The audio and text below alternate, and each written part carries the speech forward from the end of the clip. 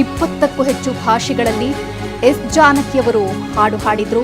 ಕನ್ನಡ, ತೆಲುಗು, ತಮಿಳು, ಮಲಯಾಳಂನಲ್ಲಿ ಹಾಡಿದ್ರು. ಸುಮಾರು 48,000ಕ್ಕೂ ಹೆಚ್ಚು ಹಾಡುಗಳನ್ನು ಹಾಡಿರುವಂತಹ ಕೀರ್ತಿ ಎಸ್ ಜಾನಕಿಯವರಿಗೆ ಸಲ್ಲತ್ತೆ.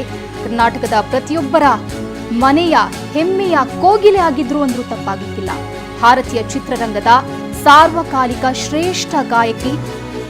ಸುಮಾರು 20ಕ್ಕೂ ಹೆಚ್ಚು ಭಾಷೆಗಳಲ್ಲಿ ಎಸ್ ಜಾನಕಿಯವರು ಹಾಡು ಹಾಡಿದ್ರು.